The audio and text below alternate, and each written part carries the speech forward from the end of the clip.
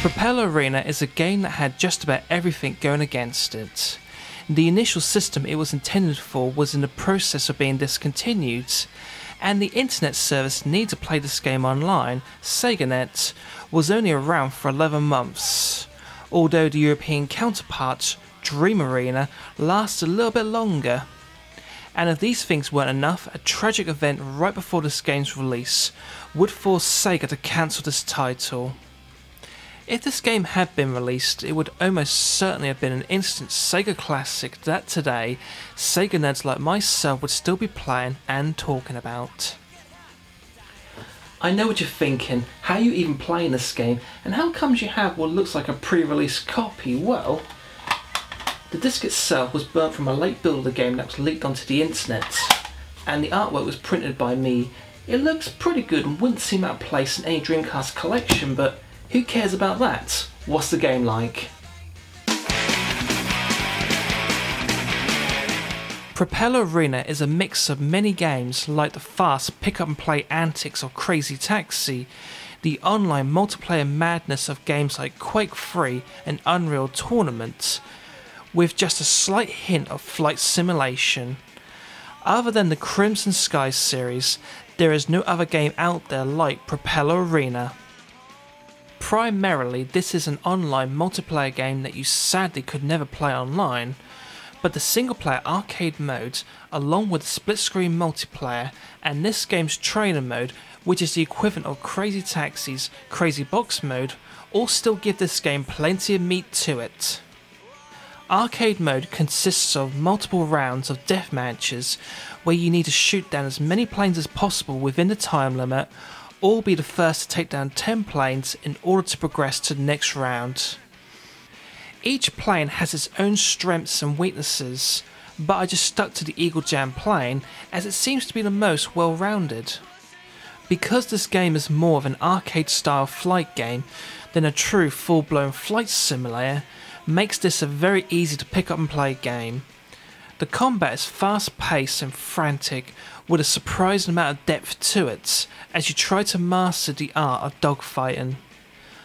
Something that can turn the tide to your favour in the most intense of dogfights is the power-ups. They're very typical, like invisibility, homing missiles, health, and so and so.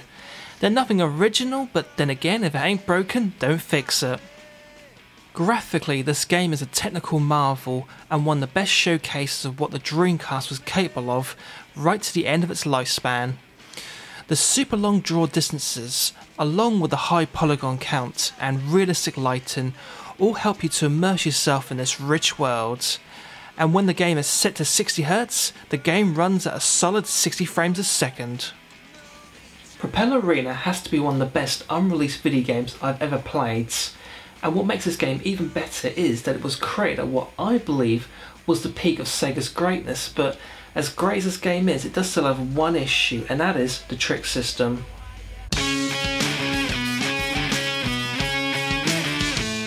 The complaint I have with pulling off tricks really boils down to two issues. One, trying to pull them off with the analog stick, and two, trying to use them in actual combat. In Crazy Taxi, the tricks are relatively easy to pull off, and they do give an advantage in arcade modes. And how you learned them was by using them to complete stages in Crazy Box mode, and this method to learn tricks is also used in Propeller Arena's Trick Trainer mode, but sadly it doesn't work here. You have to be so precise in trying to pull them off, and most of the time you will fail to do so. Trying to pull off a trick that failed in battle leaves you exposed to enemy planes, and because of that, I just avoided using them most of the time. Even though trying to pull off tricks in the Trick Trainer mode is a pain, the other two trainer modes, Challenge and Agility, are a lot of fun. Agility training involves passing through various courses of rings, and doesn't this remind you of a terrible N64 game? Challenge mode consists of tasks like shooting down all the blue boxes and collecting the coins in them within the time limit, and shooting down planes and missiles and even a friggin' meteorite. Okay, so the trick system doesn't really work, and as far as we know AM2 has still refined this feature right to this game being cancelled, So it's kind of unfair to criticise what is most likely an unfinished video game, but let's move into something more positive like this game's amazing soundtrack.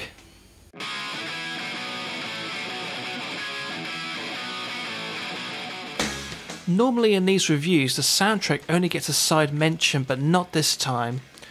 Propel Arena's soundtrack was created in an unusual way, as it was jointly produced by Sega of America and Sega of Japan. There was some internal rivalry at Sega over the direction the soundtrack should take, and in the end half the soundtrack was created at AM2 Japan.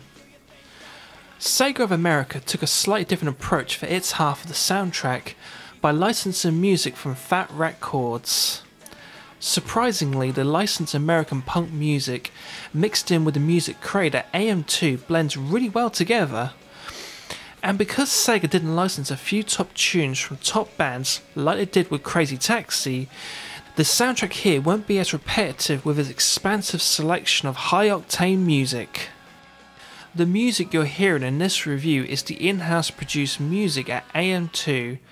I didn't use any of the music from Fat Wreck Chords, as I don't know where I legally stood and I didn't want to risk getting into trouble, but you can hear those great tunes for yourself by playing this game. I've said Propel Arena is a hybrid of many games, but it could also be considered part of the Wing series.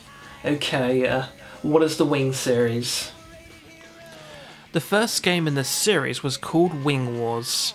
It was developed by AM2 for the Sega Model 1 arcade hardware and released in '94. What's interesting about this game was that it was the last game developed and released for this hardware, and the only Model 1 arcade game to never get a home console release. There were plans at one point for a 32X release, but the failure of that hardware meant the home console port was cancelled. I've never played this game, but just from looking at YouTube videos it does look like a lot of fun. The second game in the series, Wing Arms, was released in '95 for the Sega Saturn. I imagine creating a sequel to Wing Wars for Sega's newest console at the time was a much easier task than trying to port the original. I played a bit of Wing Arms and it's an okay game, but there isn't much good or bad about it that stands out or is even worth mentioning. And the third title in the Wing series is Propel Arena. Originally titled Propellerheads and later changed to Propel Arena, this anticipated Dreamcast title was never released. But why was this game cancelled?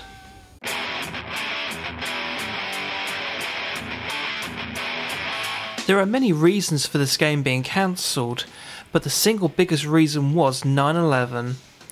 This terrible tragedy happened around the same time that Sega was planning to release this game. The biggest problem with Propel Arena was that one of the stages was heavily modelled on New York City, and Sega was scared that players would reenact this terrible tragedy and then brag about it in online multiplayer games using the microphone. This would have been a PR nightmare, and I can't understand why Sega pulled the plug on this game's release. But I don't think that was the complete story, and I think Sega might have used 9/11 as a no questions asked reason to not release this game.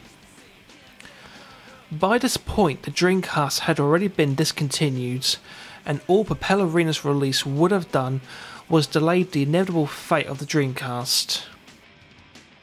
I believe there was plans at one point for a console release on another platform, but judging from an old GameStop interview with Yu Suzuki, the producer of Propel Arena, he didn't seem very hopeful of that happening. Suzuki replied that while the odds of the Dreamcast game seeing release were slim, the game may see a release one day. Up to 2013, the time of this review being made, this hasn't happened, and the chances of this happening anytime soon are very slim.